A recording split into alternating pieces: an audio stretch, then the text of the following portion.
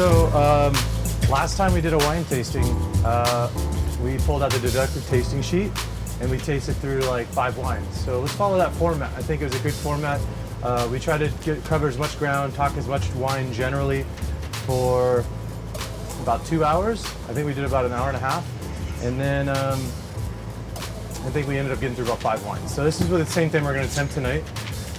We have 2 white wines open and 3 red wines open. So you guys got wine? Cool. Welcome in. Are you gonna? Cool. Does everyone have a tech sheet? Yes. All right. Awesome. I'm gonna take a photo. Yeah, of course. So we are on the J. Wilkes Pinot Blanc. It's the first wine. So what we're going to do today is going to be fun. We're going to have 3 wines that we're not going to blind taste, and then we're going to have 2 wines that we are going to blind taste. And why do we blind taste? Well, you're going to deductively taste a wine to really build your palate. People ask, well, how do you learn about wine? What should I do? Should I read a book? Should I study? Honestly, what you should do is just open bottles and start tasting and keep tasting and tasting groups. So that's exactly what we're doing today. We don't have a real set curriculum here.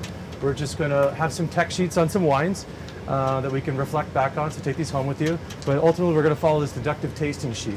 What's great about the deductive tasting sheet is that it's going to touch on sight, nose, and palate. And then eventually, when you start getting really good at tasting wine, you can start making conclusions on what you think the wine is in the glass. And you can make a very good conclusion the more you taste wine. So the thing is, like, we all have to start somewhere. And people are like, you know, when I put my nose in a glass, all I smell wine. I don't know where you pull this berry or this tobacco or these weird tasting notes. I don't know where you pull all these out of. Well, honestly, it comes from the fact that we all have different backgrounds. Like, this person might have grown up on a farm, or this person might have grown up in the city. So everyone's pulling from different aromas. Come on in, buddy. Anywhere you want to sit, there's some chairs in the back, and we're already. And I think what's that? I don't think so. We're good.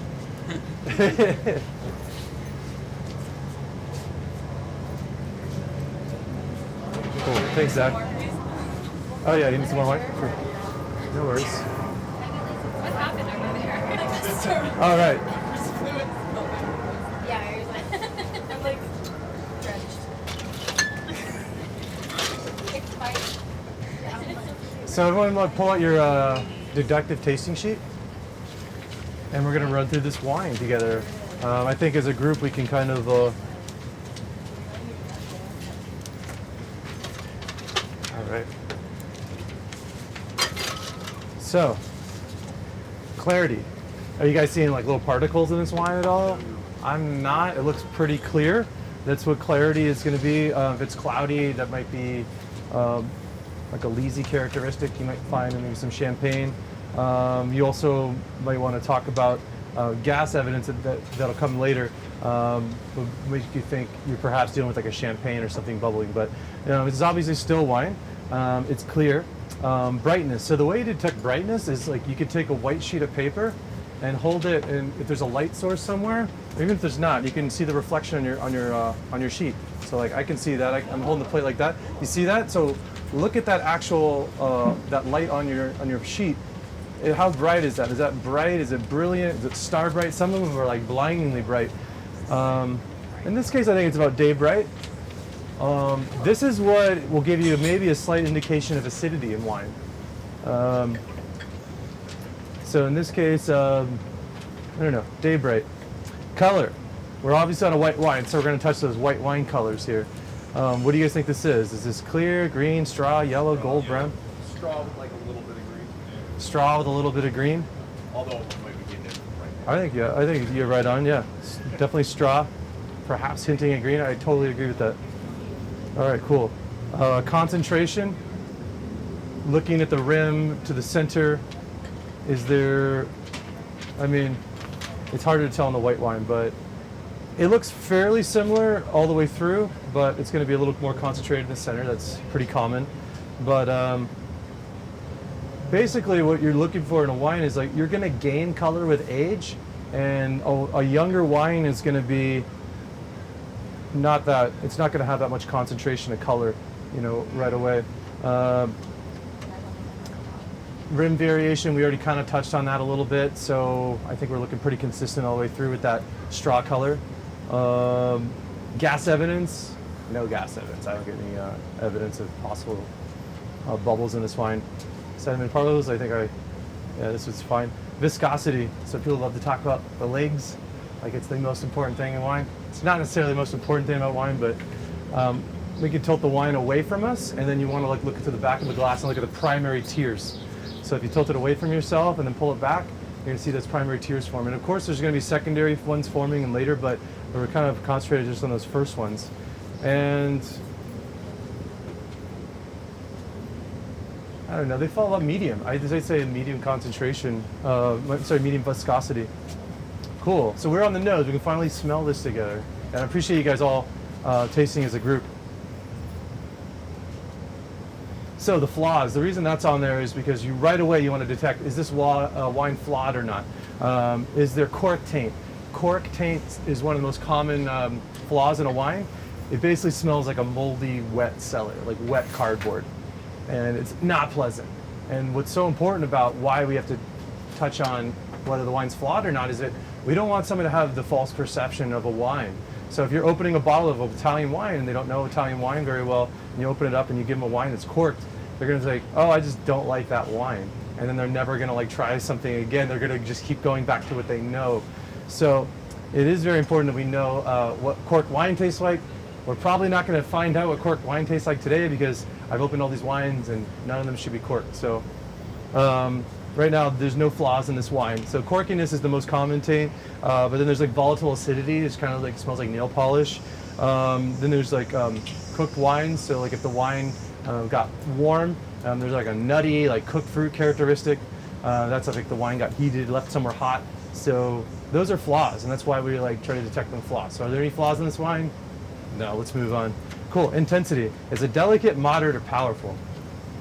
Moderate.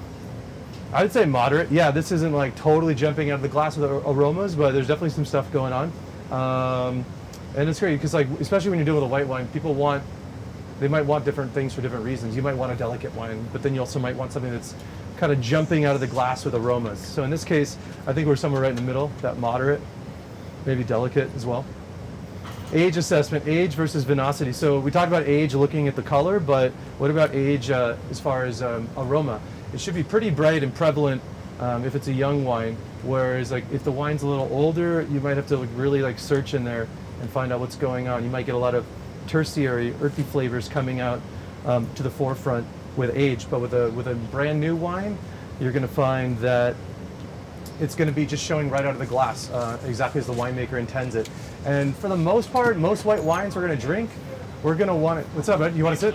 You're welcome to sit with us if you want. Is that okay with everybody? Yeah. Grab a seat. There's seats in the back if you want to sit. So Sure. cool. So yeah, we're just going through the first wine, which is actually a Pinot Blanc from Santa Maria Valley. There's an extra glass now. Once again, cool. All right. So yeah, Santa Maria Valley is this wine, and it's produces J. Wilkes. So what's cool about these wines, I guess we're jumping ahead a little bit as far as like conclusion goes, but I love that these wines from this region, for being from California, California is a warmer climate, but for California wine speaking, they're pretty like old worldy in flavor and texture. There is a lot of minerality, it's very coastal, and it smells very clean. So what I like about, we were touching on, you know, we're about moderate intensity of aromas. It's hinting at delicate. Well, let's actually get into what's on the nose here. So first and foremost, I wouldn't say this is a fruity wine. It's not dominant with fruit. However, we are going to talk about fruit always first when we're going to work our way through the deductive tasting sheet. So even if it's not the most dominant thing, what kind of fruits are you guys getting on this wine? Nectarine? Peach. So you guys naming out some stone fruits? I would totally agree with that. I also get like more orchard fruits too. I get a little pear. I get some green apple. Green apple, absolutely. So those orchard fruits, tinting at plum. Plum? Yeah, maybe. Peach, nectarine, stone. I like the pitted fruits for sure, and the orchard fruits.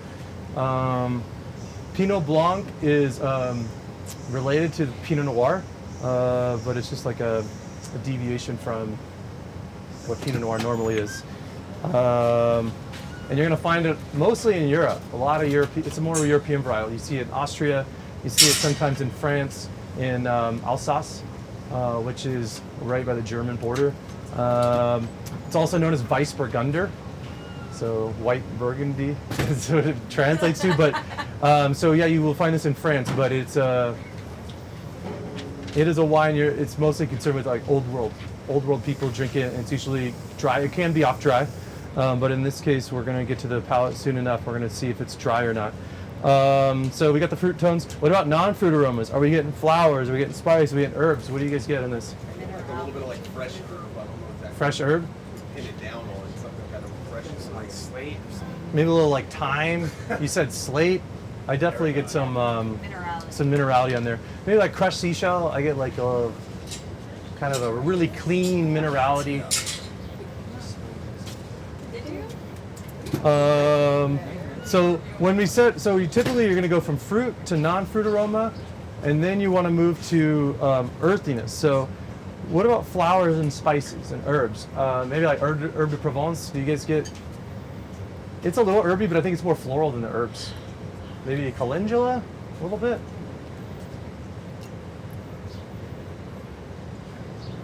All right, and then earthiness, absolutely. It's like very clean stone, maybe coastal. It kind of hints at the coast. It kind of like, there's like a briny characteristic to it, I think. All right, wood. So this is important. Wood evidence. Is there oak on this wine? No, this is aged in stainless steel. But you could age this wine in oak. And Chardonnay is a lot of time you're going to age in oak, but then you can also not age them in oak, and you're going to get a cleaner wine. The oak is going to give it some structure, but then as a byproduct, it gives it this flavor component. It gives a little toast and vanilla aspect. So whether it's desirable or not, it's a byproduct of the oak aging, and so you're not going to get toast and vanilla from a grape varietal. That's not something that comes from the grape varietal itself. It's going to come from the oak aging. So I know you're anxious to start tasting, so it's all taste as a group. We can move on to the palate. So, you need some wine as well? Cool. Here's- So let's taste.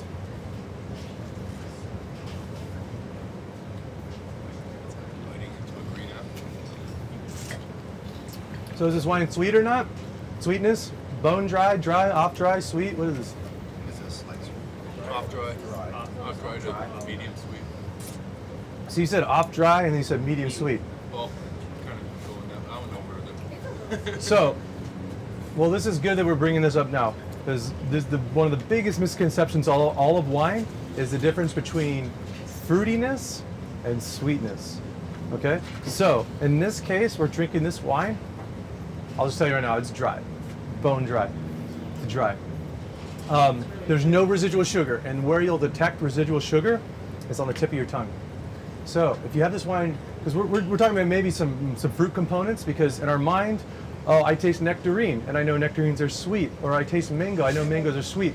So our mind is telling us like, oh, maybe this wine's sweet. But in this case, dryness and sweetness is referring to fermentation. It's full-blown science. It's the measurement of Brix. Brix are the sugar level in the wine. So does everyone know how fermentation works? You have basically grapes, you press grapes, you make sugar water. And if you have active yeast, they're going to eat that sugar and they're going to convert it into alcohol. And then heat's going to be a byproduct, so you got to find a way to mitigate the heat. So maybe you want to do your fermentation in a stainless steel tank. But your sugar plus yeast equals alcohol and heat as a byproduct, and then CO2. So you have to release that CO2. Or if you're doing a sparkling wine like champagne, you know what you might do? You might keep it in the bottle under pressure, and now you have bubbles. So that bubble came from that CO2. There was a byproduct of the fermentation. All right, so to get back to why we were on sweetness. Sweetness, in this case, we're dealing with a dry wine. And so when people come into a restaurant, they're asking, you know, I like a wine that's it's not too sweet, but maybe a little sweet. Maybe what they're looking for is a fruity wine. Maybe what they're looking for is a wine that's like jumping out of the glass with aromas of nectarines and mangoes and pineapples. So it's up to us to kind of know where a guest palate are, and then understand that and be able to kind of mitigate that into an actual wine list. Because generally speaking, you go around wine lists around the city, you're not going to find off-dry wines unless they're like really marked as like a dessert wine, or maybe that Riesling. You never know if that Riesling, but Rieslings can be dry or sweet. We never know. It's not just seeing a Germanic bottle doesn't mean it's going to be a sweet wine. And that's what's important about something like, say, a Gruner Veltliner, an Austrian wine, which we have by the glass at Esther's Kitchen. This is a wine that is in a Germanic-looking bottle, but it is damn dry. It is bone dry, but it's very aromatic, and it's great for Sauvignon Blanc drinkers, which is never off dry. So I'm glad we're talking about this. I'm going to spend a lot of time so we all understand the difference between fruitiness and sweetness, because honestly, you guys all at this class right here and right now, you guys already are so far ahead of the game. You know more about wine than most people. Most people don't know much about wine because they don't have like tastings like this where you go through and you really kind of break down wines deductively. So let's move on, because I know we want to taste 5 different wines. But you guys are we're welcome to taste this now. So moving past sweetness, body, is this light, medium, or full body? And the question you can ask yourself in your head is, we all know what it's like to have a liquid on our tongue. So picture it's dairy. So you have like, it's a light body wine would have like the viscosity of, say, like a skim milk. Whereas like something that's a little more really full bodied, it's going to be like heavy cream. So if you've ever worked a brunch before and you pour, heavy cream, whipping cream into a little cup, you see how slow it pours out. It's very viscous. It's got a weight to it. And if you put that in your palate, you're going to feel that weight of that on your tongue. All right. Now the converse would be like, all right, skim milk. It's going to be a lot lighter in your palate. So knowing that that's kind of like how far it goes from light to more full bodied, what's the body of this wine?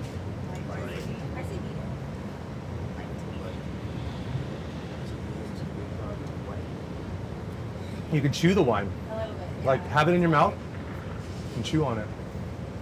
Yeah, I'd say medium body. I mean, there's definitely lighter whites out there, but medium minus maybe. I don't know. All right, cool. Fruit.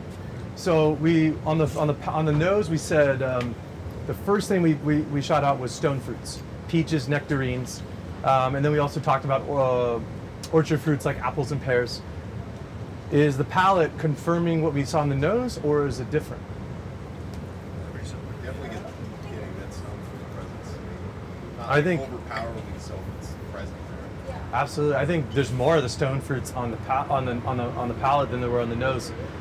So maybe there's more like the green apple note on the nose, but then on the palate, a lot of nectarine, peach finish. Yeah, very cool. All right, so wrapping up the palate, let's just touch on everything else. Non-fruit, earthiness, wood. We're confirming that there's no oak on this wine because you can also feel the weight, the oak tannins. We'll kind of like, you'll feel that texture like on, say, your gums and your tongue. Is this a fruity wine, or is it more like got a lot of earthy flavors going on? I think it's, yeah, exactly. I think you said it. It's incredibly balanced wine. It's got fruit, but it's got a lot of that minerality, and it's got a long finish. I think it's got a pretty long finish. So this is something I want with food. Like, I'm craving food, but what's also great about it is that it's so clean and pretty delicate. Is that it's kind of priming our palate. It's calibrating our palate. There's enough acid. Is your mouth watering a little bit? Yeah. Mine is.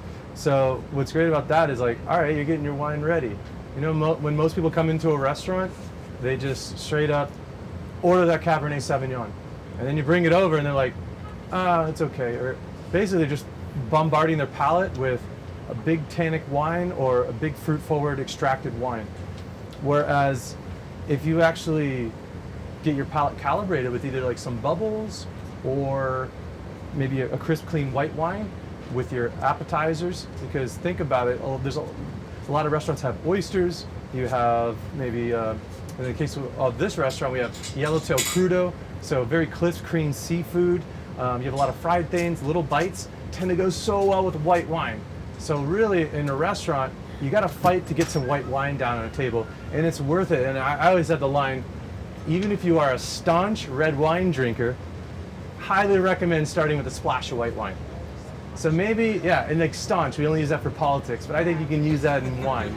Because if you are a staunch red wine drinker, like you can't talk anyone out of not drinking red wine, well, you gotta try like this wine with oysters or this wine with the yellowtail crudo. It's that good. Cauliflower, Caesar salad, pretty much almost anything on the menu. This is going to be really nice to not only cleanse your palate, but then have enough body and versatility to match with almost anything on a menu. So that's what's pretty cool about this wine. All right, and what's cool about it is it's a New World wine. It's from California, but it really hints at old worldy Pinot Blanc. So I'm just excited to have something that's from our backyard. It's, you know, California's not too far away. Near Santa Barbara, you got Santa Maria, you got Santa Rita Hills, and but it tastes kind of old worldy. So I'm happy to have this on the wine list right now. So feel free to sell it. Now we know about it. Do you have a question? So if it's by the glass, it's always $36 if it's a white rosé or sparkling. And then if it's a red wine, it's always $40 a bottle and $10 a glass. But what's cool about this wine list is that we have a reserve list too, and it's going to be a little bit more front and center in that you're going to have your by the glass options on one page, and then you can flip it over and you can see a much bigger wine list. So we're moving into reds. Oh, no, we're not moving into reds. How about we blind taste, which is going to need some participation from everybody a little bit. So we're going to do a wine, and you can already tell a color difference. Look at that color. Quite different, right? So if there's a dump bucket, dump away, please. Probably should have brought a serviette out here. Maybe, yeah. I've seen you drink a lot more than me.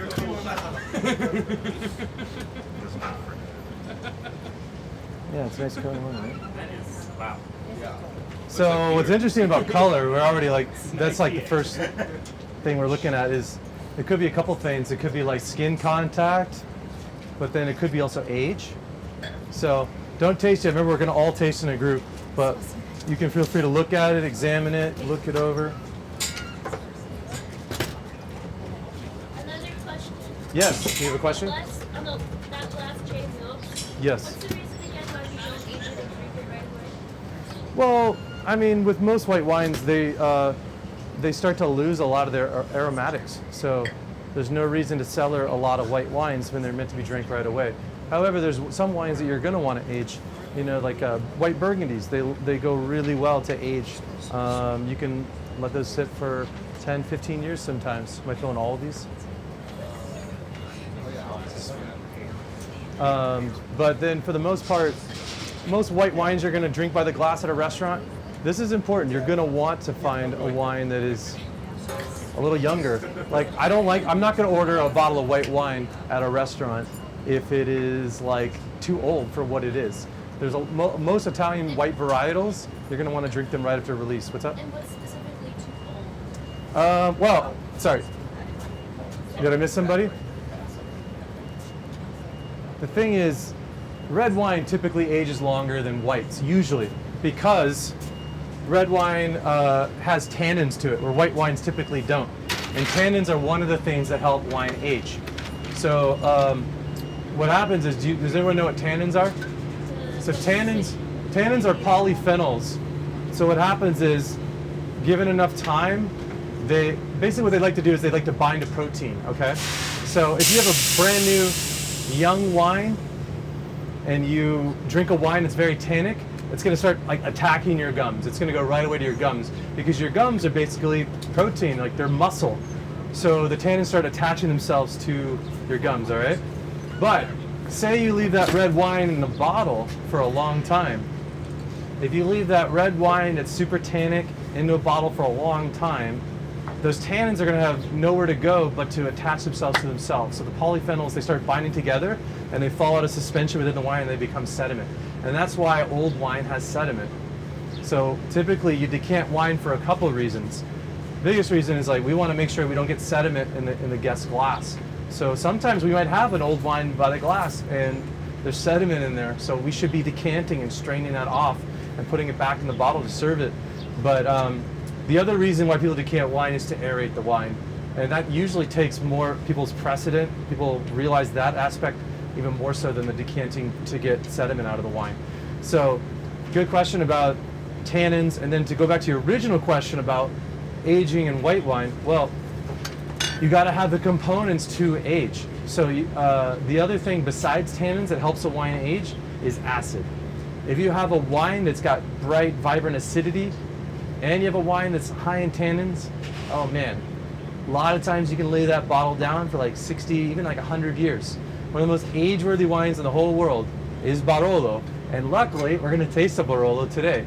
Barolo is a super tannic varietal. It's super acidic, so it's super age-worthy. So we're going to open. This is a 2008. I opened them like 30 minutes ago, which honestly is probably not enough time, because this is a wine that you're going to want to breathe, or honestly, you shouldn't be opening it right now. You should be just laying it down in your cellar and opening it 30 years in, but most of us aren't that patient. So, at least there's a little bit of age on here. Typically with Barolo, they get released after like 4 years of aging. So I guess on the market right now, you're gonna see some like 2014s and whatnot, but it's a 2008. So we have something that's got some age on it, but it doesn't have a lot of age as far as Barolo is concerned. So anyways, to get back to our white wine in our glasses. Everybody have white wine in their glass. Or in this case, fucking golden lion wine. Like this sounds crazy golden. But let's start deductively tasting this. And I'm gonna help you guys out a little bit, but like we're gonna have to like figure out what this wine is collectively as a group. First, we're gonna look at sight, then we're going to nose, and then we're all gonna taste as a group. Cool. So clarity-wise, I guess pretty clear. I mean, we're talking about color concentration and whatnot. We can talk about that later. But clarity is just like, are there particles floating around and whatnot? Brightness. All right, you want to do that paper trick again? I mean, toward the center, it's a little brighter than the last wine. I think it's like hinting at almost star bright. Pretty, like almost brilliant. It's got a good brightness to it. Color. Gold. Yeah, it's gold. Awesome. That's a cool wine, man. Let's see here. We are on concentration. Is there a difference between in rim variation? Yeah, it's probably a little brighter in the center, and then it gets a little lighter. Viscosity. We pull it away from ourselves and put it back. Man, those are slow to form, right? Yeah, those I think it's a little hang more on. viscous than the last wine, right? Definitely not. Cool. All right, awesome. How about we nose this wine? All right. Ooh. Is it intense? Yes. Is it delicate, moderate, powerful? Powerful. So there's a lot jumping out of the glass. There's like so much going on, right? Age assessment. Is this a young wine versus a wine that's got some age on it? Perhaps age, but the thing with this wine is that it's jumping out of the glass. You know that aromas die off with age. So perhaps it might not be that old. Well, the color is telling us we might have some age on our hands, but maybe it's just the varietal. Maybe it is a skin contact. We don't know exactly yet, but it is just jumping out of the glass with aromas. So, okay, interesting. But some varietals are just like super aromatic over others. Like the Pinot Blanc, not this aromatic. But whatever this grape is inside of here, very aromatic wine. All right, cool. So we are on fruit. Well, let's jump into the fruits. What kind of fruits do you guys get on here? Tutti frutti? I like that. No, it does smell, kind of smell like juicy fruit. You getting strawberry? Baked pears? Yeah, I think definitely something that is ambrosia, man. Just like marmalade. You know, you get some. But I get something very orangey. I get like orange marmalade. The orange juice, yeah. Kumquats, yeah, for sure. Quince paste, that's a good one. I like quince paste. Wow. See, what's cool about this wine is it's got us all excited. It's got us throwing out fruits. This is a wine that's got a lot going on. And we're just on the fruit part yet. So, what about non-fruit aromas? What about floral, spice, herbs? You guys get that? I get petroleum. Well, we're going to get to that one. That's a good one. No, you're right on with something with that. Honey. Yes. Honey? Totally got some honey on there. And it's super floral. Honeysuckle. There you go. That's the description for the wine list, because they always want 3, right? It's a little herby. Oh man. It smells like cream. And it's interesting. It says botrytis. Botrytis has got like kind of. I think there is a little bit of that. That's the noble rock. The Yeah. So it's got a little like a funk to it, like a farmhouse funk. All right. Earthiness. Is there minerality on this? And you said petroleum. So petrol notes typically come from like more slate rock. You're going to find that on wines that are grown straight, but then it is also a calling card for Riesling. Riesling, you get a lot of petrol notes. All right. And then do you guys get oak evidence on the nose? Do you get toast or vanilla? It's possible, but it's not over. Yeah, it almost seems like it could be oaked. I thought it was. All right, well, let's taste it. I know we're all anxious to taste it.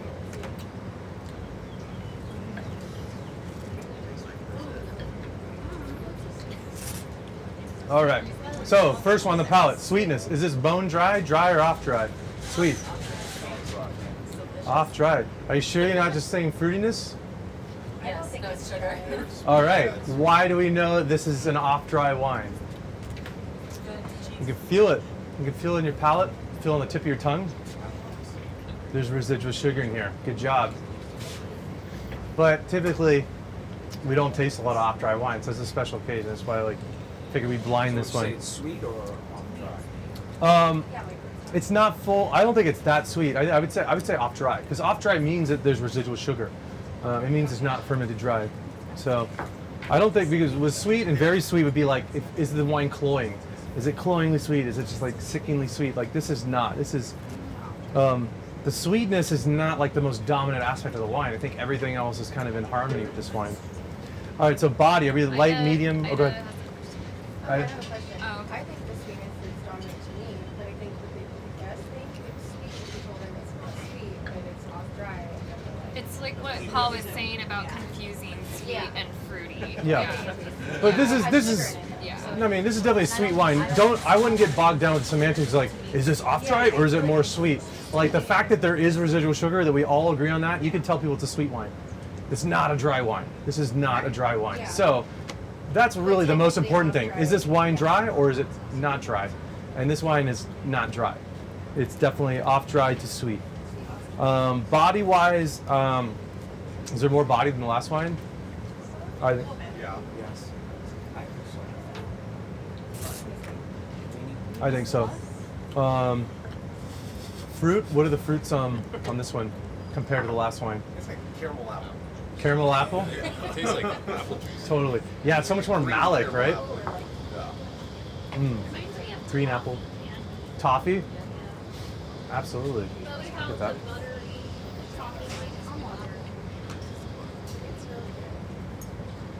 It's like a caramel Granny Smith or something. I totally agree. Caramel apple. I would totally put that description on a wine list. Cool. But it used to be like a city like Granny Is there oak on this wine? No. No. No, there's no oak. So, what's our initial conclusion? What do we think this wine is? It's delicious? This is so On the nose. Yeah, go ahead, Dan. I mean, I tasted like a Vinsanto or something like that. Like a Vinsanto? The size of the bottle. Uh-huh. You're not gonna pour us, on the Maybe I nose did. 5 ounces. Maybe of, I did. Vinsanto. Well, Be Vinsanto, pricey. it's going to be a little bit more cloyingly sweet than Yeah, this. and And oily. Vinsanto's a little more nutty than this. Yeah. I feel like it's from either northern Italy, like Adige, Germany. Okay, possibly. I was gonna say purely off the nose. I was gonna say it could be Tokai, but on the palate, yeah. I don't get Yeah, that. I It could be like a still Moscato or something. Yeah, it does remind me of Yeah, really, or So this wine is a German Riesling. Okay, but here's the most important thing before I tell you. Is there age on this wine? I feel like yes. Yes. Why would we think there's age on this wine? I think because it's unfermented. Color. Yeah, I think the color also, the fruit is there, but it's, I don't feel like, I mean, you got it on the nose, but it's the fruit on the palate, Yeah. it feels like it's been more subdued. Which On the usually palate, gives I it think we were touching on maybe a more malic character, but then like this caramel aspect, this floral, a lot of minerality kind of comes out. So the fruit will drop off with age. So this would have, right out of the bottle, if it was a new young wine, it would have drank a little bit more fruity. But in this case, with some age, can you guys guess what vintage this is? Or how old this is? 7 years. He says 7-year-old wine, so that would make it from 2012. I was just about to say. This is a 2005. So I'll pass them around. You guys can. So 2005. Okay, guys. So the reason we're all drinking this wine here and now, and this is very important. When you ask a lot of like master sommeliers, a lot of people that drink wine professionally, you're gonna ask them about their favorite wine, all right? And a lot of them are gonna say, "Oh, I like Riesling." Do you think they're saying they like Riesling because they're like a lot of old ladies that like sweet wines? No. No, they're saying they like Riesling because A, they're age-worthy, because they have all the components to age, because even though this is a sweet wine, it has this bright, vibrant acid. Like our mouth is watering, and that's what's balancing out this wine experience. Yeah, there's some residual sugar that we detect. We all see it. However, my mouth is still watering as I'm talking here because this wine has all the components. It was extremely well made. Coming from Germany, it's a cooler climate. You're really pushing the edges of where you can grow and ferment wine because it's so damn cold. Like they don't make wine in Nordic countries, right? We make wine like continental Europe. Italy grows wine in most regions, and France and Spain. But you go a little too north, it's too cold. You can't grow it. So these wines really struggle to actually get right. That's what's important about the soil type. There's a lot of slate rock in Germany, and what's cool about that is it kind of like the sun reflects off of this black slate rock and reflects back to the grape clusters, and it enables everything to ripen. So it's the only thing that keeps these grapes actually ripening on the vine. And then same for example, Champagne. I'm glad we're talking in a long conversation about acidity. If you go to Champagne and you get those grapes off the vine and you drink it, and you try to like make a still wine out of that that's not sparkling, it's gonna taste weird. It's gonna taste super acidic. It's not gonna be that pleasant. Champagne is important because there's a yeasty, bready characteristic, like brioche, that comes from the yeast. That needs to complement the acid, because when we're talking Champagne, we almost rarely talk about fruit notes. We're talking about minerality and bready brioche notes from the yeast. So going back to this Riesling, we taste Riesling and we can geek out over Riesling because, damn, this wine's from 2005. It's when I graduated college. That was like 14 years ago. This is crazy. So the fact that this wine still has that much vibrant fruit, aromas, complexity, this is a world-class wine. And I opened up a world-class German Riesling for you guys. It's a single vineyard. It's on a reserve list for $85. $85. But it's... How does it go again? Cabinet to all the way, like, what is it? That's going to get damn confusing. It's something I don't want to get into in this class, but generally speaking, there's Cabinet, Spätlese, Auslese, Trockenbeeren Auslese. I just remember it. So you're going to find all of those on labels. Cabinet, Spätlese, Auslese, Trockenbeeren Auslese. It's basically like, it's telling you the measurement of bricks when the wine is harvested. Okay, so for that Trockenbeeren Auslese, that's going to be the most sweet, the most concentration of sugars in the grape cluster when they make the wine. Now, it's not necessarily an indication on how sweet the wine is going to be. If you have a Cabinet, it could be sweet, it could be dry. If you have an Auslese, it could be sweet, it could be dry. If it's Spätlese, it could be sweet, it could be dry. But in this case, this is it's Auslese, right? This is an off-dry Auslese. So typically, if you want to know before you open the bottle if it's going to be dry or not, on a German wine, it's going to say Trunken, T-R-O-C-H-E-N, Trunken, which means dry. But then a lot of times it's going to be dry, and they don't say that. So it's up to you, it's up to the wine professional, the guy at the wine store, to know and be able to steer you in the right direction. So here we had two white wines, and they're totally different. One's pretty crisp, clean, delicious, but has enough complexity. This is toward the bottom of the wine list here because I think it's got enough weight that it's going to go with even like richer foods. It will cut through the richness. You could do this with a carbonara, and then definitely this would pretty awesome. But my favorite pairing is actually Thai food and Riesling, and this is something that was really pioneered by someone in town named Bank Achawarren, who's a chef and a sommelier. He owns a restaurant called Lamai. And if you really want to have a proper synergy with this kind of wine and food, get some spicy Thai food with lemongrass and ginger and tamarind and then try this wine with it, and you're just going to be in like paradise. So I guess that's kind of an open invitation. It's turning into a little bit of a wine hub at Lamai because they're open till 2 a.m. So you can actually get off of work at a dinner shift and go to Lamai, and they're open from till 2 a.m. And they have very approachable wines on their wine list. So maybe you'll find me over there every Saturday night or so. So, all right, do you guys like that wine? Yeah. It's a special wine, but we opened it because it's a proper context. We're all going to taste in a group. Now, in the back of our mind, we'll always remember this moment, and we'll always know that what an off-dry Riesling tastes like with age, with 14 years of age. David. I have a question about something you're saying earlier. Please. You're saying that the different categories of Riesling depend on how much sugar concentrations in the grapes when they're harvested, and not what that's necessarily in the wine. Is Correct. that because like? Because fermentation still has to happen. Right. So the winemaker may choose to cut the fermentation short and like allow residual sugar to stay in, or keep Correct. it going and have less. Or Correct. Is that how that happens? Correct. Okay. That's my own question. Thank you, Paul. What's an example of a food you wouldn't want to pair this with? It's not I don't know. serious. It's all subjective, you know. There's just going to be better pairings and pairings that, like, food and wine are meant to go together. So even if it's not the best pairing, like, whatever. Most people don't actually, they say they want a good pairing, most people don't really care. They're going to order that Cabernet anyway, or they're going to order that Sauvignon Blanc anyway to have with a tomato sauce, which you might not always want. And they're going to have that Cabernet to have with crudo. Like, but whatever, what are you going to do? So just, it's good to just, like, when you start to, like, break down the wine in your head about the minerality notes, the fruit notes, if there's a lot of minerality, whether there's more fruity wine, you get a sense on what you want to pair. You can match flavors in a dish, or you can contrast the things that are in the dish.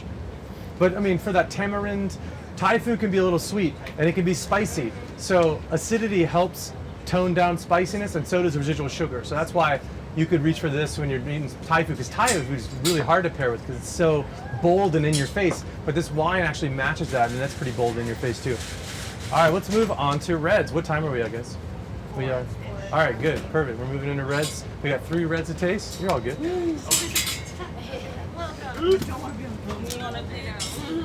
Don't want to dump this one, right? No. That's like, ambrosia is like the term that means nectar of the gods, and this really is like ambrosia.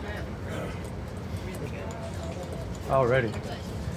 So we're moving on to red wines, and now we have 2 opportunities to take it a little easy. I'm not gonna like really test you guys on deductive blind tasting for these but we're gonna go through the motions, and like hopefully by the time we actually get to this last red wine, we're gonna like power through it and be able to figure out what it is.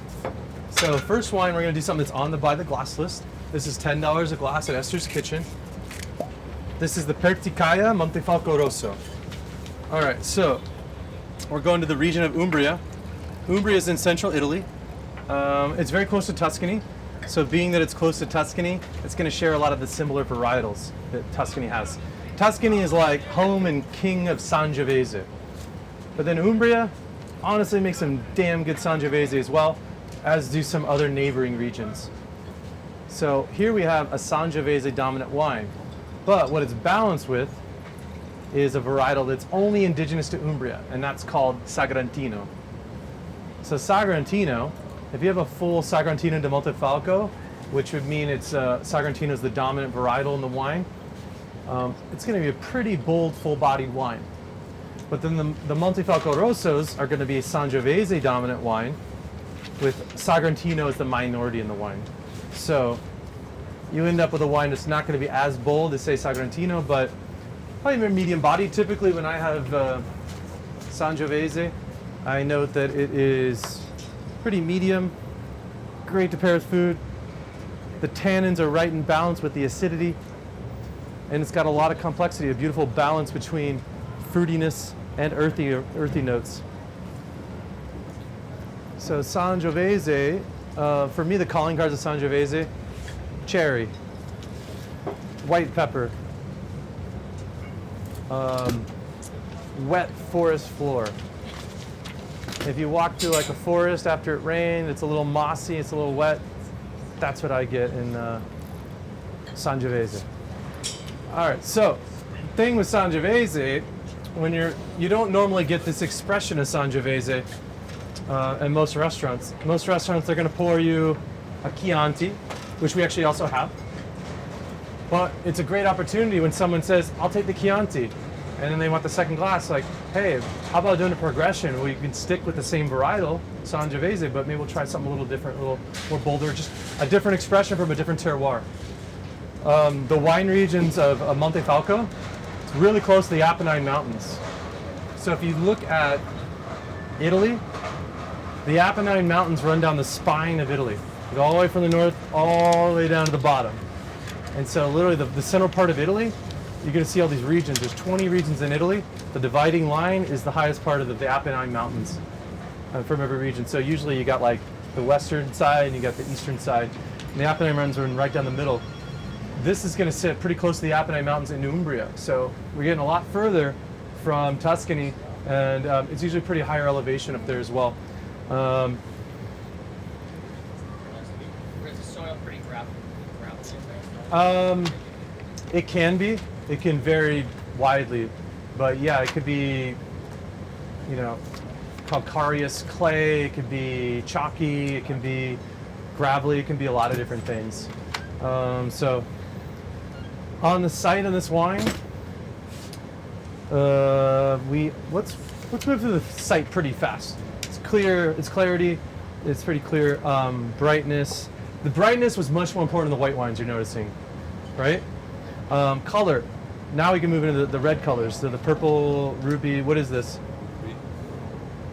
Yeah, it actually like is slightly hitting at garnet. Yeah. It's slightly hinting at that orange, Yeah. but like more of like a brick color.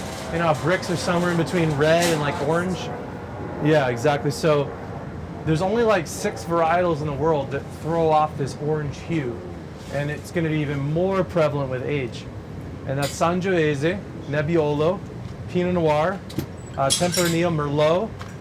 There's probably a couple others, but you have this would be if you're doing a blind tasting, that's really going to help you out. If there's only like 6 grapes and you're like seeing that orange tinge to the wine, you're like, oh shit, that might be Sangiovese, or it could be Nebbiolo, or it could be Tempranillo. So we're already just on the site, and we're already like crossing things off our list. Like it's not going to be Cabernet. It won't look like this color. So let's go to the nose. Is this a delicate, moderate, or is this a powerful wine? Powerful. Yeah, I think it's powerful enough. I think it's we probably might go more powerful in this tasting, but I'd say moderate plus. Yeah, there's a lot going on. Age assessment: youthful versus aged. Well, I mean, it's 2014, so this wine has got like 5 years age on it, so it's got a little age, but again, red wines can age a lot longer than most whites, so it's still young enough, I would say, if it's in the first 5 years.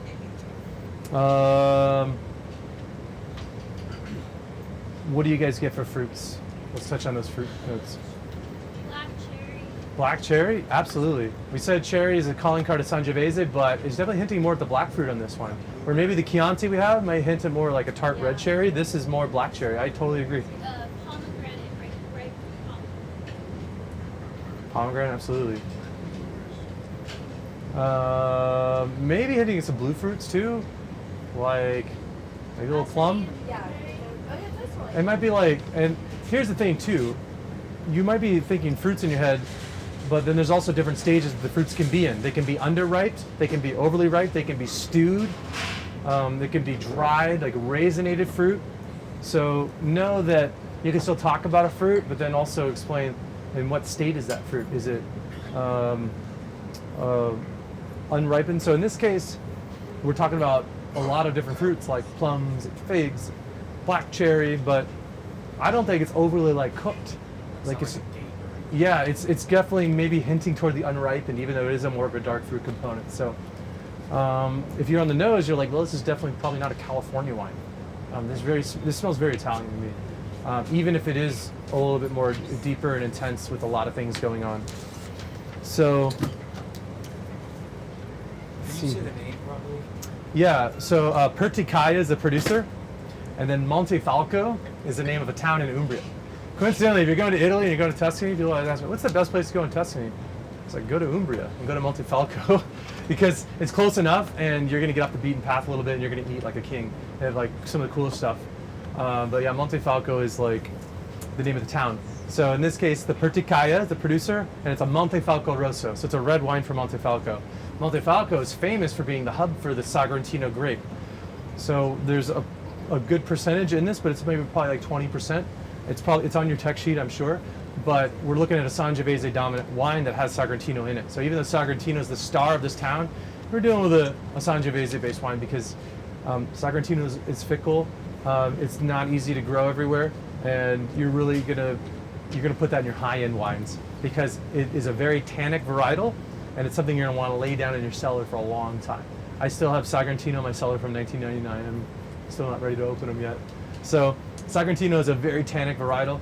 Where Sangiovese you can drink earlier. So it's not to say that this isn't as good as a Sagrantino. No, this is an opportunity to drink a wine from this region, and you don't have to age it. So there's why there's a plus to drink wines like this. All right, so non-fruit, floral, spice, herbs. Because we talked about the fruits. What about other stuff? Because this is not a fruity wine. There's all kinds of other things going on. What do you guys get us? Huh? Dusty. A little dusty. Definitely a lot of minerality for sure. And the pepper, yeah, little white pepper. A little thyme. I get some like kind of pasta at first. Yeah, for sure. To me, it smells like meat. It smells like Hemp? yeah. Yeah, for sure. Yeah, it's very herbaceous actually. I get a lot of herbs on there. And then earthiness, you said dusty. It's just definitely like someone dropped a cloud of rocks and like that dust hits you in the nose. Like there's a lot of minerality on there, and it's very clean, kind of dusty. Yeah. Is there any wood on this? Probably. It's not like overly like oaked. Like I get a bunch of vanilla. So I think last wine class we did, we talked about the difference between French oak and American oak. So I think now would be a good time for that. So if you go to Napa Valley, almost everybody's aging their big Cabernets in brand new French oak barrels, and that's going to impart this vanilla toast characteristic. Because if you look at wooden staves, when you're forming a barrel, you have to bend these wood over a fire. So the inside, as a byproduct, gets toasted. So you have a toast and a little char on the inside, and then the barrel gets formed. Also, when you're talking with French oak, usually you're talking about barrique. Barrique are very specific. They're 225 liters, which really isn't that big. I think a barrique would fit on top of this table right now. It'd be about this big. So that's 225 liters right there. But then if you're talking large barrels, botti would be the word for that. Some are can be like the size of rooms. They're like this big around. So that is the difference between a barrique versus like say botti. Or you might want to age in stainless steel. So this is why this is on the deductive tasting sheet. Why we're asking about wood evidence on the nose is because a wine that's aged in stainless steel won't give you any evidence of oak, but then a botti might give you a hint at the oak, but like it won't be vanilla-like. But then there's something like American oak that the Spanish use a lot. For some reason in Rioja, there's a lot of battling between Spain and France. So the Spain went to get American oak to age in their wines in. So if you go to the best Riojas, they're like Vega Sicilia, they're all aging in American oak, and the calling card for American oak, dill pickle. It smells like dill pickle, and that oak doesn't really drop off with age. It becomes a little even more prevalent. So the fruit might drop off, the tann's gonna drop off, but that oak is gonna stick with the wine. So that's what's interesting about a lot of California wines. It might taste pretty good right out of the bottle, little oaky extracted fruit, but maybe after 10 years, if that fruit drops off, maybe that wine doesn't have enough structure to age even longer. So a lot of these California wines don't actually age as long as, say, Barolo or Barbaresco, because that fruit drops off, and then you're getting that oak, but that oak is just out of bounds, and there's nothing else behind it. You can't taste anything beyond that. So that's why producers are very careful about how they age their wines. They might want to age it in a French barrique that might be a year old, or they might age partially, like 50% new oak, 50% old oak, or they might age some in stainless steel, so it all depends. But the thing is, oak costs money. If you're going to get brand new French oak barrels to make your high-end wine every year, it's going to bring the price point up. So the fact that most people, when they come into a restaurant, they want to drink a big oaky Cabernet, and they want it cheap, it's not part of reality. So we just try to do the best we can when you're offering all your by-the-glass wine for $10 a glass, to find something that's pretty extracted and powerful, and maybe some oak evidence. And that's what they want. So for right now, they can have a blend from Douro, Portugal, which has got some good oak on it. Or they can have a Cabernet from Washington that is entry level but still very drinkable because they're using a little bit of barrique on the wine, but probably not 100% new oak would be my guess, judging at the price point. So anyways, moving on with this wine, we can actually finally taste. Let's taste together as a group.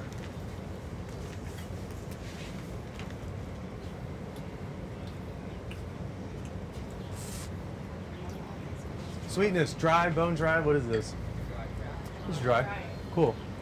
Body, light, medium, or full body? Okay, so take another sip, put it on your tongue, and try to chew the wine.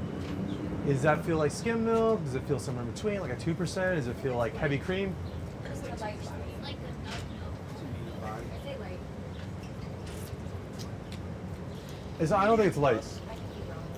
I'll go with medium. I'm going like a 2% milk. Like, it's not that full body, but again, I feel like this is a lot like that Pinot Blanc, where we're dealing with a wine that's so damn balanced that everything's just kind of in harmony. I can detect tannins on here, but then at the same time, my mouth is watering. Okay, so what's the sensation of tannins versus the sensation of acidity? We already told you, acidity makes your mouth water, but tannins, they dry your mouth out. Because again, remember, they're attacking your gums. So like, all right, at the same time, my mouth is drying out, but at the same time, my mouth is watering. That is like a wine that's perfectly in synergy of tannin and acidity. And I'd say it's medium plus on both. I think the acid's much higher than California, but then the tannins are right there to balance it. I'd say medium plus on both of those would be my assumption. Would you guys agree? Cool. What else do you want to touch on besides, okay, fruit. Oh, go ahead. Discuss balance. Is that good what we're discussing? Discuss balance? Yeah, we're talking acid versus tannin. Yeah, there's I mean, basically everything that's on the sheet here, you're seeing a crossover. You keep talking about body, lightness versus full body. We're talking about wood, we're talking about acid, we're talking about tannins, we're talking about fruitiness, earthiness. So as a winemaker, basically you want the earth to speak for itself. You want it to be, you want to showcase this varietal, whatever it's showcasing. So some varietals are going to be a little bit more lighter than others. Some have more tannin than others. So something like a Pinot Noir versus a Cabernet. So as far as balance goes, Sangiovese for me is just an extremely balanced varietal. It's got medium plus acid and it's got medium plus tannin. But then say something like Cabernet is a little bit lower acid and it's got high tannin. So to balance that out, or to have like a really balanced one, you might want to have like a higher elevation Cabernet. So some of the most sought after prized Cabernets in California are like Howell Mountain, some of these higher elevation microclimates. So it just depends on what you're going for, but maybe we don't always want acid. But acid is our friend when we're dealing with food, because acid's going to tone down that spiciness, it's going to cut through the richness of fat, and it's going to balance tannins and everything in the wine. So I want acidity in my wine. I'm sorry, I don't want a big flabby wine that is oaky and overly ripe. I think acidity is like just our buddy and makes everything, I mean, it's also an indication of good winemaking too, because you can't fake it, because the wine is going to be ripened, but ripened to whatever they harvested it, they left enough acid in the wine.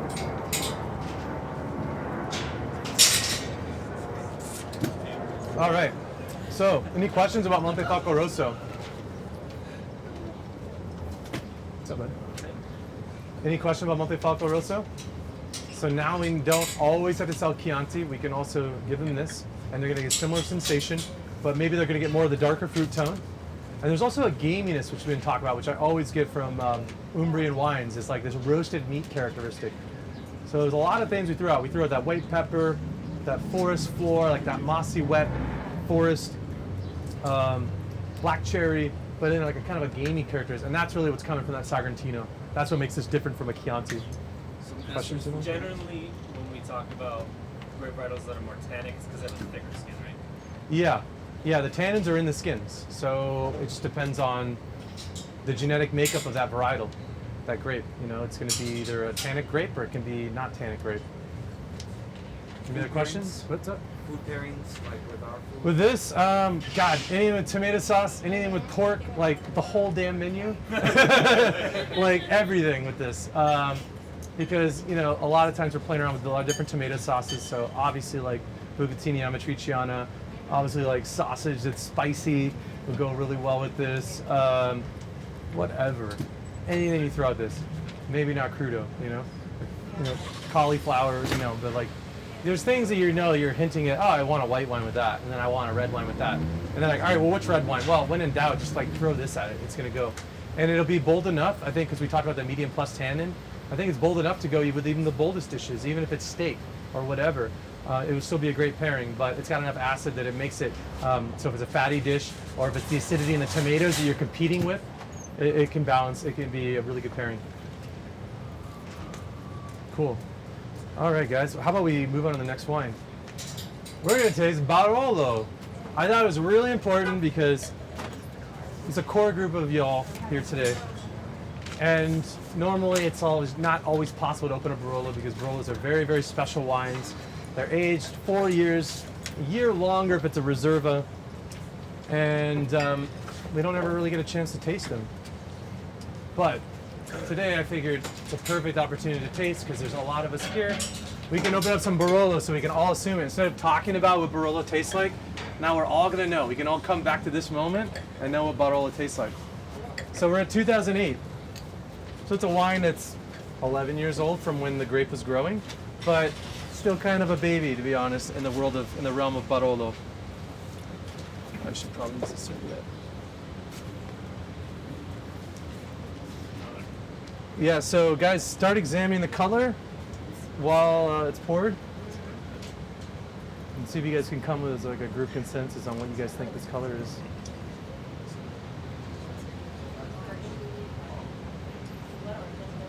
Yes.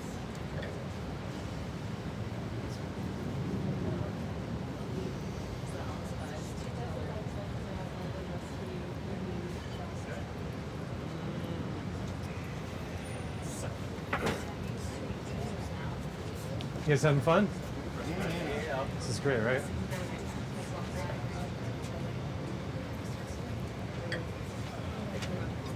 My pleasure. Thanks for joining us, Chen.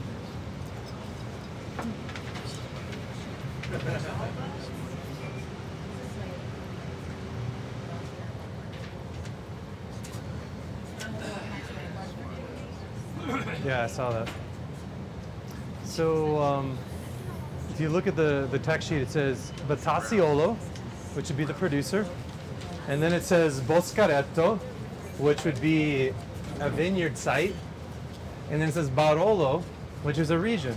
And this is why Italian wine is pretty damn hard for people to like get a handle on, because when you look at a wine label, and I'll pass a couple of these around, when you look at a wine label, it's hard to know what you're dealing with, because when you go to Napa Valley, you name a bottle of wine, you kind of name it what the grape is, right? If it's a Sauvignon Blanc, it's a Sauvignon Blanc on the label. If it's a Cabernet, if it's a Merlot, it says Merlot on the bottle. When you go to Italy, it's not that easy. In Germany, Germanic regions, they do, just like Napa, they name by varietal. They'll say Riesling on the bottle. It's going to say Scheurebe, which is another grape varietal. And then in some of the Germanic regions of Italy, like Alto Adige, they label by varietal. But in Italy, they label a lot by the region. If you're in Chianti, Chianti's not a grape. Chianti's the name of a region. Barolo is the name of a region. Barbaresco is a region. So in this case, how to read this wine label. Beni di Battaciolo, that's the producer. Barolo, that's the wine region. Denominazione origine controllata e garantita. That is the DOCG. DOCG is not necessarily an indication of quality. It's just letting you know that this is a sense of place that this wine is growing in, and then within a set of parameters. There's rules that regulate a DOC or a DOCG. And they're going to tell you what grapes you can and can't put in it in order for it to be labeled this. So this is from a Barolo, which is a DOCG. And then below that, there's the bonus is the Boscaretto, which in this case would be a single vineyard. They do this a lot in Barolo, where typically Barolo traditionally was made as a blend, a field blend. It's hard to ripen Nebbiolo, and you have a lot of hail that happens in the region of Piedmont. So you might get a whole vineyard that gets decimated by hail. So to hedge their bets, they'd have Nebbiolo growing on all these different hillsides, and then they'd blend them all together every year. But then around the 70s, they started saying, well, there's obviously superior crus, CRU, which they use in France, it's a French term, to delineate the best vineyard sites. Cru means vineyard. And in this case, Boscaretto is the name of a vineyard. And so they deemed it important enough to name it as a single vineyard Nebbiolo that is aged for 40 years to become a Barolo. All right, so Is Nebbiolo usually so difficult to age because of the thickness of the grape, or the thickness of the grape skin, or is it just a multitude of factors? it's not difficult to age. It's difficult to grow. vinify. Yeah, to grow. Just because, well, you always hear Pinot Noir producers say it's a fickle varietal. It's hard to grow. It's just hard to ripen. It's a late ripening varietal. So Nebbiolo is the same way. It's going to ripen a little later. It's a lot easier to grow Dolcetto and Barbera on that land because it's going to ripen a little earlier, and then Nebbiolo is going to ripen late, and so it's a little more challenging. You have to really do your damnedest, and you're really pushing the boundaries of like when weather starts turning. So if you're going to harvest in September or even into October, you're starting to get into winter, you might get some frost, you might get some really intense weather that can really wreak havoc on your vineyards. So that's what's important to know about. It's like you're dealing with like a lot. There's a lot of pressure, and the best winemakers are all farmers. They're reading their land. They're trying to communicate this vine and communicate it into a bottle. And they all have their different ways to articulate that. Some might do different oak aging. Some might do longer maceration times. That would be like the skin contact with the juice. So every producer is going to do stuff a little bit differently. But Nebbiolo and Barolo is a very special wine. All across Italy, it's important to know that Italy is very regionalized. There's 20 regions. And if you find someone from Italy and ask them, like, are you Italian? They're going to be like, no, I'm Piemontese. I'm a Toscanan.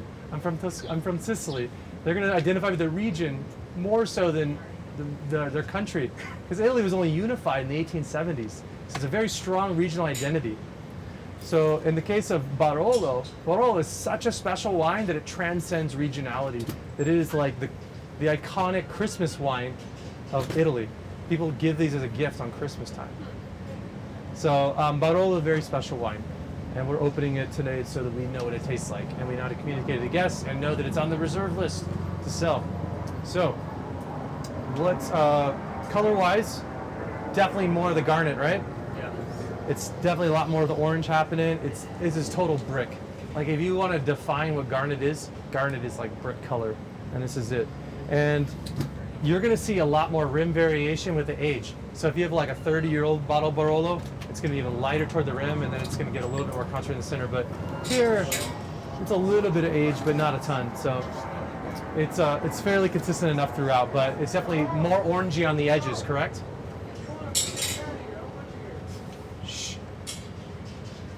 All right, so let's move on to the nose. Nose is the most important part. All right, intensity, delicate, moderate, powerful. Can I ask something? Yeah, please. You're talking about volatile acidity, and you're getting that like kind of acetone note. I get a little bit of that. Is that typical, or is that more a white thing normally? That will blow off typically if the wine's open long enough. It's just might be an indication of the winemaker style. If it's out of control, then it becomes a flaw, but it's still kind of natural occurring. Okay. So yeah, volatile acidity is something that blows off. Typically, if you have so like a Barolo, and also here's another thing too. Barolo, you have to think about it as wine they want to lay down in your cellar for a long time. But then upon release, it's been 4 or 5-year-old bottle that you can open up. They show pretty nice upon release. You can open it up, and my wine mentor used to always call it, it's almost like it's showing its baby fat. Like it shows very well kind of out of the bottle for like a couple years, and then what it does is like it devolves into a weird funky place, and it might not retreat out of that weird place until like 20 years. So it's possible that this wine could be a little bit closed up and not showing a lot to us right now because it's really not that old. It's from 2008. So, but it's important because like this is one Barolo is able to acquire at a pretty decent price that we can have it on and be able to open a few bottles for us today. So we're just gonna see where it is. Probably around 110 or so, I'm guessing, I'm not sure. So this is a good question there. What kind of fruit do you guys get on here? Raisin. A little raisin? Yeah. Yeah, for sure. Definitely big fruits. Date. Yeah, dates. Yeah, I don't know, it surprised me when I first Yeah, typically Barolo might hint at like more like a tart cherry as well, maybe red fruited, but more way unripened. So the fact that we're calling like some more riper fruits is kind of interesting with this wine. It just might be an indication more of this vineyard. It might have a little bit more exposure to the sun. It might be a little lower elevation, so it might be just be a riper expression of Barolo. Non-fruit aromas. You get flowers, spices, herbs. What do you guys? Leather? I love that description. Absolutely. What about tobacco? Tobacco leaf. Shoe polish. I like that. Sex. Also, like, have any of you guys ever, like, when you were a little kid, jump into a leaf pile? Yes. Does it smell like that? Because if you're like totally submerged in leaves and just it has that like, it smells like fall, a little bit, Yeah. like autumn, like fallen leaves. Maybe someone's roasted chestnuts. I'm talking about super idyllic. What's that? Even the fruit we've thrown out. Absolutely. Man, it smells like fall.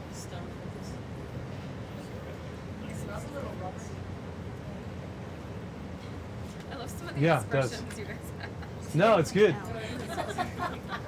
Well, that just shows the complexity of a wine. If we can pull this many descriptions out of a wine, like, it's damn complex.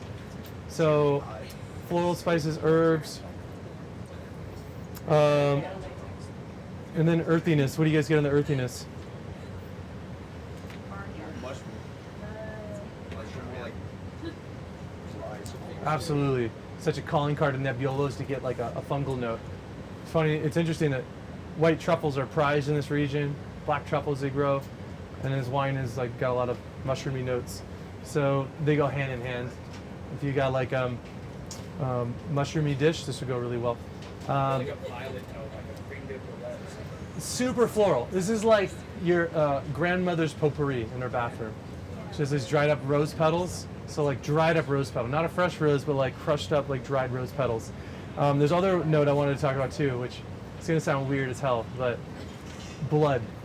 No, no, stay with me. It's got this iron-rich quality. What's in your blood? There's iron. There's, you know.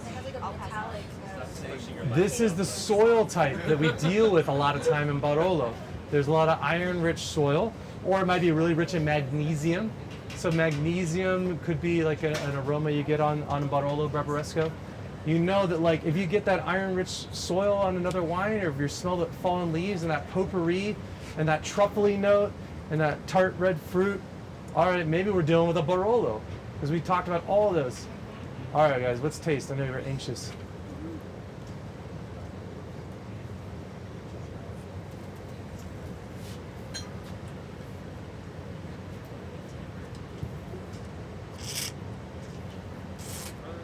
And you can bring air in. While the wine's in your mouth, you can breathe in air. Because you're going to taste more from your nose than your mouth anyway. Well, it's a damn complex wine. It's made a wine where I just wanted to like sit back and just think about it for a minute. As far as palate, this is a dry wine, hinting at bone dry, I would say for sure. Body, is this medium plus, full? What do you guys think? Yeah. Pretty full body, absolutely. What is different on the palate than what we got on the nose? Is there a difference? I think it's even earthier on the palate. Yeah, absolutely. I think more of the earthy, the terroir elements come in on the palate, and it's more fruity on the nose. So you might think it's a fruity wine, but it turns out it's not. It's very savory, very earthy. Long finish, still going. Yeah. I think that's Because it's beyond the acid and the tannins that I feel on my palate. The finish of all those aromas we talked about are still lingering. Like the iron is still going, that floral, mushroom. So there's a reason why Barolo and Barbaresco are very expensive wines, because they're very age-worthy. 10 years ago they were a lot cheaper, but they have a lot of like Burgundy-like notes. If you know French Burgundy are some of the most expensive, most sought-after wines in the world. There's not a lot of them to go around, but it's something that everybody wants and knows. If you're a true wine collector, you want to get the best vineyard sites of Burgundy, because historically, there were actually monks who were in charge of doing the winemaking of Europe that actually were some of the first people to like draw up and say, hey, this vineyard site is the good grapes come from here. And this is where wine was made portable. The first fortified wines were made because monks had to travel with wine. So they added alcohol so they could last the journey and wouldn't get totally oxidized by the time they got there. So the monks are responsible for like the implementation of a lot of vineyard sites and knowing where quality wine comes from. So I got a little sidetracked with Burgundy, but the reason I bring up Burgundy is that Barolo Barbaresco have kind of like taken up that mantle of being that world-class age-worthy wine, just like red Burgundy is. But people know it nowadays, and so the price has gone up quite a bit. So these are wines you want to like buy and put in your cellar and hold on to for a little bit. But what the hell? Or you just open one that's 10 years old, like we did today, and we get to see what it tastes like. It's a lot more open on the palate than I was assuming. I thought it was gonna be a little closed, but it's a long finish, so it's great with food. The fact that the tannins are so present because it's pretty young, that means it's just gonna be great to pair with food. It's gonna cut through the richness of like a braised beef. I think beef would be the perfect pairing with this. The old, like the classic pairing is Borzato al Barolo, the bunch of mushrooms all over it. Not like a steak. You could maybe go with a steak, but steak is more leaner protein. You're gonna want a little bit more fruit to go with that. So I think Bordeaux, California Cabernet, just knock it out of the park with a good like lean steak. But then when you're talking like fatty beef or like something more gamey, like I don't know, venison or something like boar, or like whatever. Like, but I think the classic pairing with this would be like a fatty braised meat, where it's had to take time to break down those proteins in that meat. The acid's going to cut through the richness and the fattiness of this dish. But exactly, beef cheek would be the perfect pairing with this. Enough tannins to match the tenacity of the beef itself, but enough acidity to cut through the richness and the fattiness. All right. Any questions on Barolo and Nebbiolo? What's the price that we're retailing this one for? More than $40. It's a special wine for a special occasion, so people got to drop some money if they want to drink a Barolo. It's not that bad. No, so it's going to be over $100 usually to get a Barolo on a list anywhere. What's ours cost? I don't know. I don't know. It's gonna. You just got to check the menu, but off the top of my head, it's over 100. It's like 110, 130. I don't know. But I don't even think this one's listed just yet. I just got these 3 bottles in, and I just opened all 3. So perfect. But there is another single vineyard from the same vintage from Battaziolo, and it's called the Cerrequio. I don't know about the Cerrequio. Cerrequio is one of the more famous vineyard sites in all the world. People actually recognize that vineyard. They see that vineyard on a wine list, they're going to order it. Where Boscaretto, not necessarily a famous name in a vineyard, so it's like, it's a perfect one to open. And we were talking about these like darker fruit notes, and so maybe it is a little bit lower elevation. So probably something you can drink a little younger than say that Cerrequio Barolo. The Nebbiolo varietal itself, nebbia. Does anyone know what nebbia means? Anyone speak Latin-based languages? Yeah. Guess. Center. Nebbia, like nebbia, fog. So, like Pinot Noir, it grows in like these like areas where there's like some fog. So, and that's where Nebbiolo comes from. The etymology of that. Barolo is a region. It has to be 100% Nebbiolo. Nebbiolo, you can try to grow it in some other places, but honestly, why bother? Drink Italian Nebbiolo. I'm sorry. But you can deviate a little bit outside of Piedmont. Now, Piedmont is the home and the best place to get Nebbiolo, but there's some damn good Nebbiolos in some neighboring regions. There's Lombardia. Nino Negri makes a great Nebbiolo on the foot of the Alps. So there's other regions outside of Barolo Barbaresco that make Nebbiolo, but Nebbiolo's at home in Italy. It's like the quintessential Italian varietal. If it's not Sangiovese, there's a debate which one's like better or more famous, but basically we tried the 2 most important varietals of Italy today. We tried a Sangiovese from Umbria, and then we tried a Nebbiolo from Piedmont. All right, guys, so we don't have too much more time, so now we're gonna do one more blinder, and I think we can nail this one, all right? So, we did 2 Italian wines, so maybe we'll go to a different region. Hope it's not too cold. These might have gotten a little too cold in here.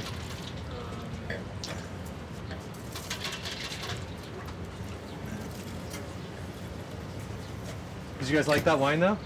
Yes. Nice, right? Hey Paul. Yo. So I know that like for some of these bigger more expensive Italian wines, like they've kind of come up with wine styles that are meant to be more like approachable from the same region, or like sort of not cheaper, but like it's just like a little bit more accessible in price. Yeah. Like, is there a version of that for like a? Yeah, there would be a Nebbiolo d'Alba or a Longa Nebbiolo, but because those are even damn hard to find. So, because everybody wants a Nebbiolo, everyone wants Barolo Barbaresco. If you can't afford it, well, let's get the Nebbiolo d'Alba from that same producer, and then those even get too pricey nowadays. So I can't even find Nebbiolo d'Alba or Longa Nebbiolo at a reasonable price point to put up by the glass, which I've been looking at. We had it for a moment. We had a Longa Nebbiolo from Barbaresco, from like a great Barbaresco. We sold it in like 2 days. 3 days is gone. Is Barbaresco, when it's just Barbaresco, cheaper because the aging process No, are different? Or because Barbaresco is actually smaller than Barolo is, so it's even more sought after. Okay, so the production is more limited, but... Yep. So they end up being pretty close in price point at this point. Sorry. How cold is this wine, guys? Is it too cold? No. Okay, good. All right, everyone get forward?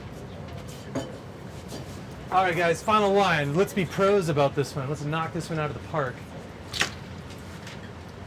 Color. Are we clear, no sediment? Ruby, what is this? What color is this? Yeah, I think ruby's good. But you know what? It's getting a little lighter toward the edges. Because sometimes you're going to find a wine, or you're going to pour a wine in the glass, it's going to stay that deep, deep color all the way to the edge. Okay? This has been a really rare occurrence where we've poured 3 wines that have rim variation. Is there not rim variation with this wine? Yeah. And you hold it against something white. It's a lot darker in the center. So maybe it's not Sangiovese or Nebbiolo, but it might have some age on it. It's possible.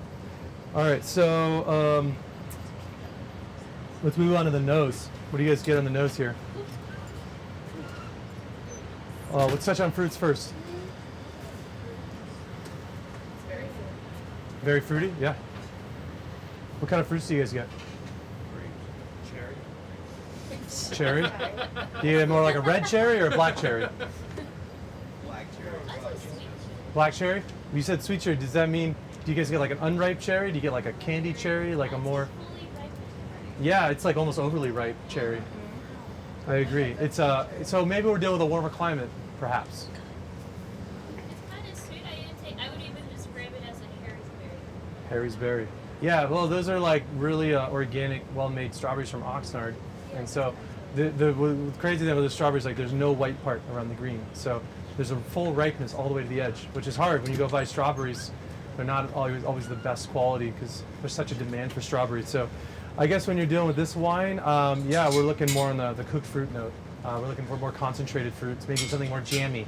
This is a lot more jammy than the last wine, I would say, on the nose at I least. get kind of that same marmalade thing. Yeah, Not totally. The prior one. Absolutely. Well, it's definitely like a jam of some kind, maybe like a fig jam. I get a lot of blue fruits too. It's important sometimes you want to break up the wine into red fruit, blue fruit, or black fruit. Red fruits are going to be your raspberries, your cranberries, your red currants.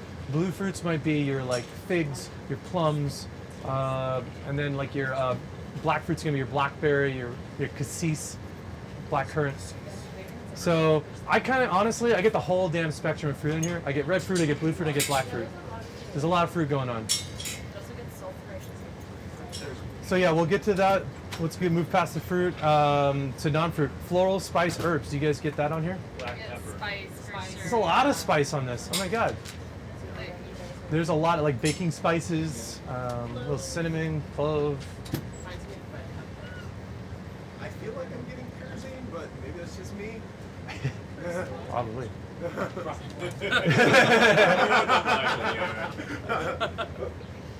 There's something really savory that I can't find. Savory. I totally like that note. So that would be a non-fruit aroma, like maybe earthiness. Hinting of that kind of mushroomy, gamey note. Quite game, but like it's something savory there. No, there's some complexity.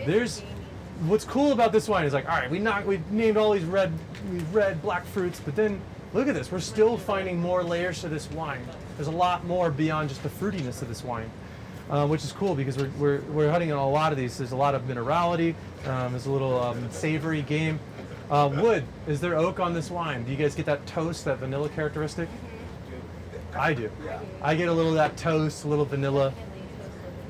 All right, well, let's taste it.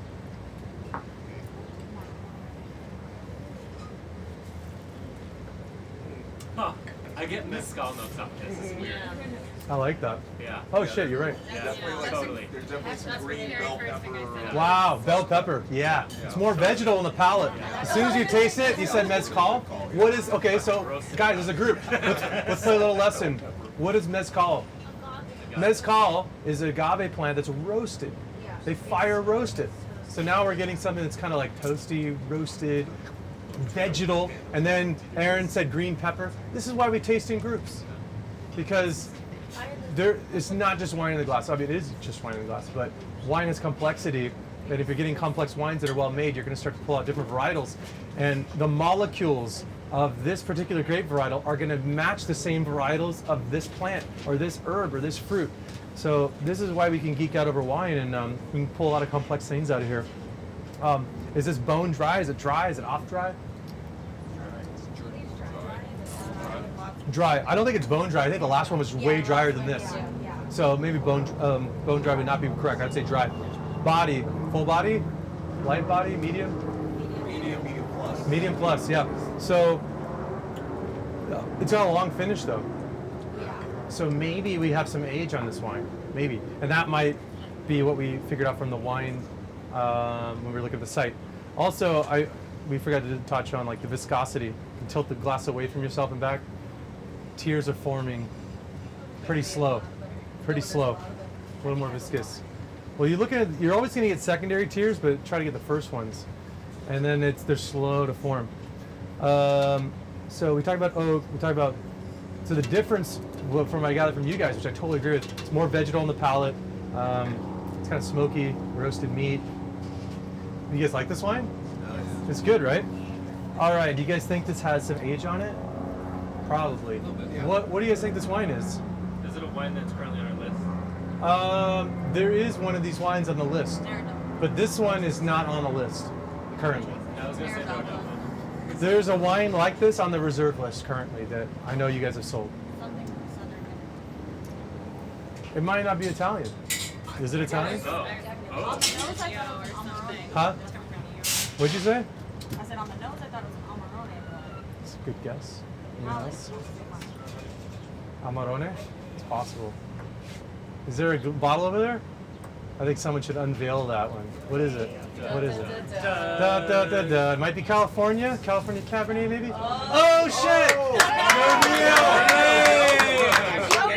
Joe nailed it. So Joe Neal called the Amarone. All right, guys, so what is an Amarone? An Amarone in Italian means big, bitter one. Is the wine bitter? Not really. It's just, it's very fruity and concentrated. They call it big bitter one because they actually raisinate the grapes. They dry the grapes out. So in a sense, I guess you're bittering the grapes, right? You're making them all shriveled up.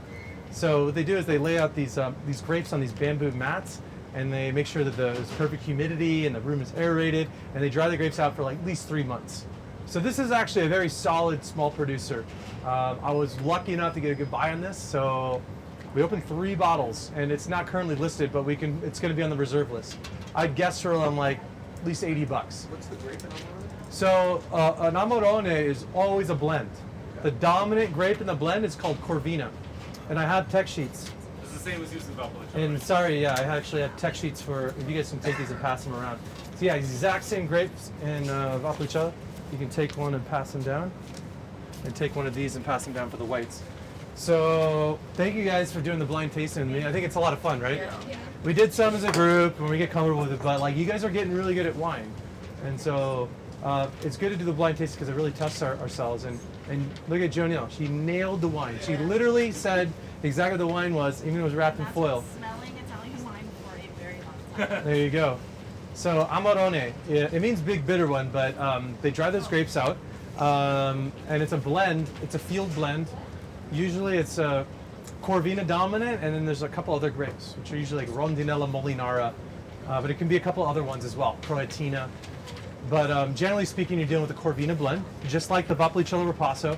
But unlike the Valpolicella Ripasso, which is a cheat, to get at like this more richer, full-bodied and fruitiness, you actually have the real deal. This is made 100% from dried raisinated grapes. And so you end up with a wine that would have been light-bodied had you made this wine just normal. The fact that you dried and raisinated those grapes, and then you try to press a raisin for juice, you're going to get a lot lower yield. So that's hence the price point on these wines is it's going to be a little bit more pricey because it's a special wine. This is not an everyday drinker. This is a heavy hitter. But what's good about Amarones is they're a beautiful bridge from California to Italy. So look how much complex things we were able to shout out beyond the fruit. A lot of times when you go to California, you're going to name out a lot of the fruit tones. You might throw a couple other things out there, but we spent a long time talking non-fruit aromas on this, like talk about game and campfire and bell pepper and so a lot of those herbs and spices. So there's like 3 or 4 different varietals in this wine that throw off a lot of different complexity. But then drying out, raisinating the grapes, you're almost mimicking a warm wine region. You get a lot of fruit and a lot of bricks to start fermenting. So when you do go to ferment, you usually go a little higher alcohol. So when you go to Napa Valley, you have some higher alcohol wines. A lot of times you deal with 15% alcohol, sometimes 14.5. Italy, you never really hit that unless you go to an Amarone. So that's why these are great bridges for people that say, I only drink California Cabernet. All right, have you ever had an Amarone? They're amazing. Boom, put that on the table. But you know what's also really cool about this wine, guys? What vintage is this wine? It's a 2008. It's the same vintage as the Nebbiolo. So we had 2 wines from 2008. We had 2 wines that are 10 years old that are red. And now you see a wine that this is not going to age in the cellar as long as that Barolo is. Because I think right now it's kind of peaking. Or maybe it already peaked. Because the fruit dropped off enough that we're really getting these tertiary, earthy flavors. But there's still generous fruit there. The wine is like right in balance and harmonious. But I don't think we would have maybe nailed the blind tasting on this wine had it not been for the age. Because the fruit had to just drop off a little bit, the tannins had to soften a little bit for us to be able to like see what else is going on in the wine. And then also, you guys said medium plus body. You would have said full bodied if I did open a brand new Nicolis Amarone. That's why I only got it on the nose. And this is why we age wines. We age wines to make them more mellow, soften those tannins up a little bit. Will you get Amarones that have like higher residual sugar because like it is raisinated? Yeah, you can possibly get. So you don't get it like at all in this. But... No, this is a drier style Amarone. I've tasted Amarones that actually, you could say, scientifically, they're probably slightly off dry. Cool.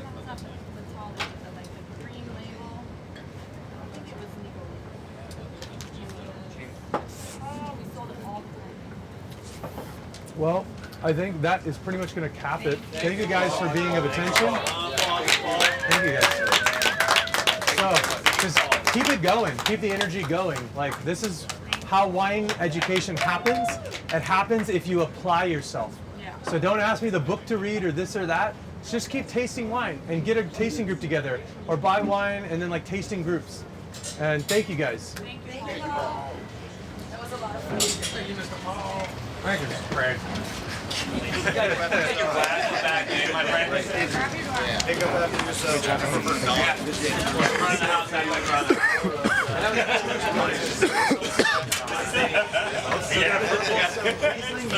Riesling, we can sell it tonight. He was like that Amarone, we got an open bottle. We got to sell by the glass. Oh, yeah? Yeah. Oh, you're kidding. There you go. And sell. I think we got to charge a little more than like $10 for selling. Open drink? We got to open drink it. Yeah. How much So- do we sell Amarone for? I don't know, $15? 15? Okay. Or 20? What do you think? 15's good. I think 15. 18. Split the difference. All right, 18. And you sell that by just ruling over what a value that is. Cool. Well, thank you guys so much. Good. Now, Please. Only Later. Beautiful. You want to taste any of these wines? Barolo. look at this You can one. taste all of them. I want to taste the Barolo. Yeah. Good shit, brother. Chin chin. Good stuff. I felt like, all right, I've had enough wine to make it through service. How was the experience? How was the experience? You loved it? Awesome. Awesome. Last night. I'm not sure yet. So Saturday night, there's